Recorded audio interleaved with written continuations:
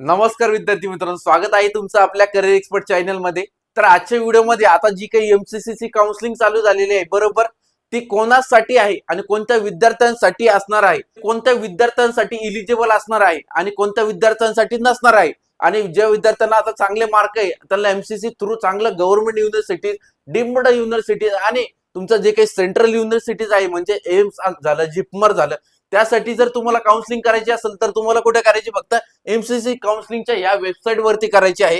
त्याचं डिपॉझिट किती असणार, रजिस्ट्रेशन फीस किती असणार, संपूर्ण माहिती आजच्या या व्हिडिओ मध्ये बघणार आहे। जर तो आपण चॅनलवर जर नवीन असाल तर तुम्हाला काय करायचं, आपल्या चॅनल सबस्क्राईब करून टाकायचं, व्हिडिओला लाईक करायचे, तुमच्या मित्राला व्हिडिओ शेअर करायचे। जर तुम्ही अजून सुद्धा आपल्या व्हॉट्सअप ग्रुपला जॉईन केलं नसेल तर तुम्हाला काय करायचं, आपल्या डिस्क्रिप्शन बॉक्स मध्ये एक लिंक दिलेली बघा, त्यावरती क्लिक करून तुम्ही डायरेक्ट आपल्या व्हॉट्सअप ग्रुपला जॉईन करू शकता।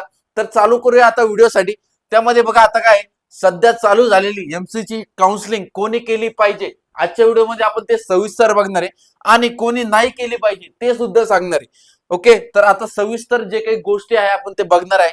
त्याआधी तुम्ही बघून घ्या, आता विद्यार्थी मित्रांनो, जे काही तुम्हाला ऑल इंडिया कोटाची काउन्सिलिंग करायची, 15% कोटा आपण ज्याला म्हणतो एमसीसी थ्रू, म्हणजे पूर्ण भारतभरात जे काही काउन्सिलिंग सांगते, जे काही एमबीबीएस बीडीएस साठी चालते, त्याची आपण आता काउन्सिलिंगचं जे काही फीस पेमेंट आहे ते बघून घेणार आहे। ओके, तर त्यामध्ये सगळ्यात पहिले बघून घ्या बघा, रजिस्ट्रेशन फीस नॉट रिफंडेबल, म्हणजे ही फीस तुम्हाला रिटर्न भेटणार नाही।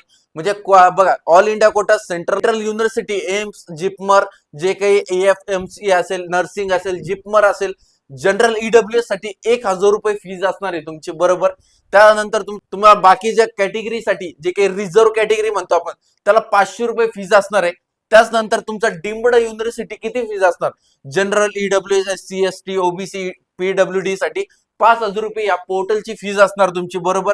त्यानंतर तुमची सिक्युरिटी डिपॉझिट रिफंडेबल असणार आहे, म्हणजे ही फीस तुम्ही डिपॉझिट जे काय करता, 1 लाख असेल, 2 लाख असेल, जी काही तुम्ही फीस डिपॉझिट करताय वेबसाईट वरती, ते तुम्हाला रिटर्न भेटेल।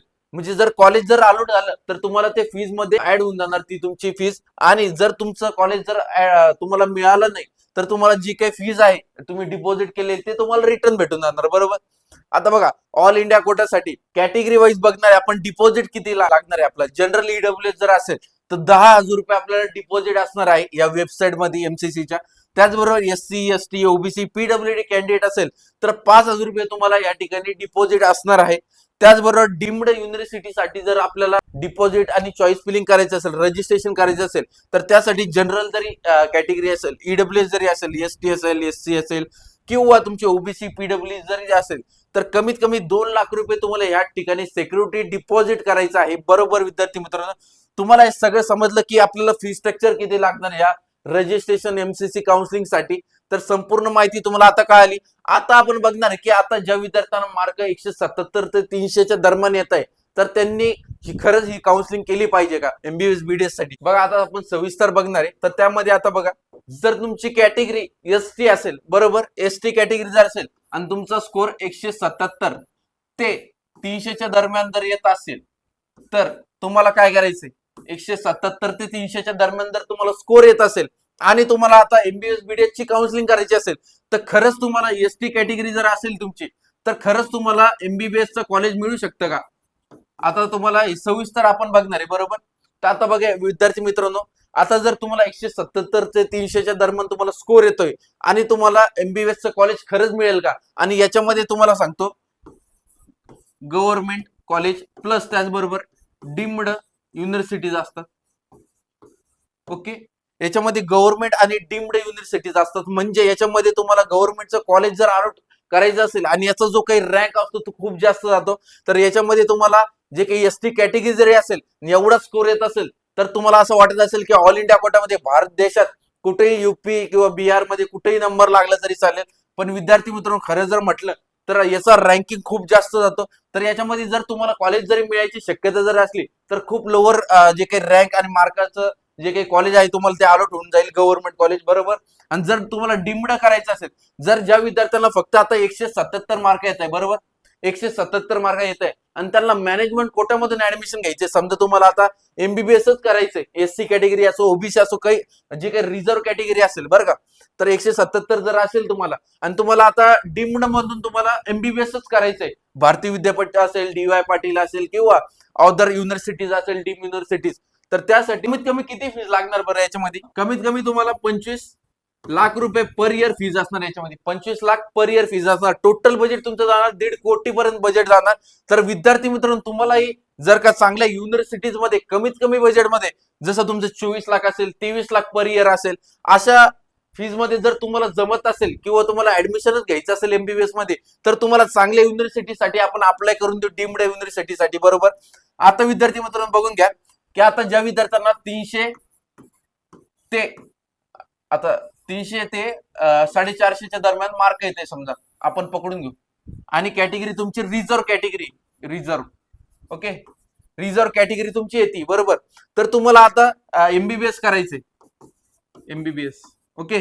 तर एमबीबीएस साठी आता 300 ते 450च्या दरम्यान सर तुम्ही म्हणसाल की आता मिळेल का सर खरंच आम्हाला एमबीबीएस या स्कोर मध्ये? एसटी कॅटेगरी जर असेल तर एसटी कॅटेगरी साठी खरंच मिळेल का सर? तर विद्यार्थी मित्रांनो, जर का तुम्हाला कॉलेज जरी मिळालं या स्कोर मध्ये, तर ते खूप लोअर रँकचं मिळणार. बरोबर. आणि जर तुम्हाला एससी कॅटेगरी जर असेल तर मिळेल का सर? एससी कॅटेगरी साठी पण चान्सेस खूप कमी आहे. जर मिळालं तर फक्त रँक तुमची कमी असणार, डाऊनला असणार. बरोबर. आणि मेन म्हणजे तुमचं जे काही कॉलेजचं स्ट्रक्चर असणार ते काही एवढं खास नसतं, गव्हर्नमेंट कॉलेज जरी तुम्हाला मिळालं तर. बरोबर. तर तुम्हाला जर 177 आणि 200च्या दरम्यान जर मार्क येत आहे आणि तुम्हाला असं वाटत असेल की एमबीबीएस जर आम्हाला ऑल इंडिया कोट्यातून जर भेटलं तर चांगलं होऊन जाईल, तर विद्यार्थी मित्रांनो, तुमचा याच्यामध्ये फक्त टाइमपास होणार आणि तुमचा वेळ वाया जाणार याच्यामध्ये. तर तुम्हाला याच्यामध्ये ज्या विद्यार्थ्यांना चांगले मार्क आहे, फक्त 500 प्लस मार्क आहे ज्याला, त्यांनीच फक्त ही एमसीसी ची काउन्सिलिंग करायला हवी. म्हणजे याच्यामध्ये तुम्हाला चांगलं गव्हर्नमेंट कॉलेजेस मिळून जातील, डीम्ड कॉलेज मिळून जातील. फक्त तुम्ही ज्या विद्यार्थ्यांना आता फक्त 177 ते 300च्या दरम्यान, 400च्या दरम्यान मार्क आहे आणि त्यांना असं वाटतं की एमबीबीएस मिळेल, असं ध्येय धरू नका, कारण की याच्यामध्ये तुम्हाला मिळणार नाही एवढ्या स्कोर वरती. तर विद्यार्थी मित्रांनो, आता तुम्हाला काय समजायचंय फक्त की 500च्या दरम्यान जर मार्क येत आहे तर तुम्ही नक्कीच एमसीसी ची जी काही काउन्सिलिंग आहे करायला हवी. बरोबर. आता तुम्हाला सांगतो विद्यार्थी मित्रांनो, याच्यात जे काही स्ट्रक्चर असणार आहे, तर याच्यामध्ये आता काही काही विद्यार्थी पालकांचं म्हणणं आहे की सर आमचं आता बीएमएस आम्हाला करायचंय, बीएमएस प्लस बीएचएमएस करायचंय, तर याच्यामध्ये एमसीसी थ्रू होणार का? एमसीसी थ्रू होणार का? एमसीसीच्या काउन्सिलिंग थ्रू होणार का आम्हाला बीएमएस आणि बीएचएमएस? तर भरपूर विद्यार्थ्यांचे प्रश्न आणि पालकांचे प्रश्न होते. तर विद्यार्थी मित्रांनो, ही जी काउन्सिलिंग आहे एमसीसीची, ही फक्त एमबीबीएस आणि बीडीएस साठी आहे. एमबीबीएस आणि बीडीएस साठी आहे आणि बीएससी नर्सिंग साठी आहे.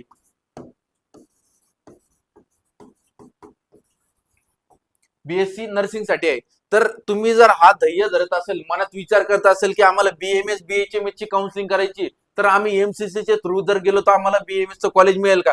तर विद्यार्थी मित्रांनो, हा तुमच्या मनात शंका काढून टाका.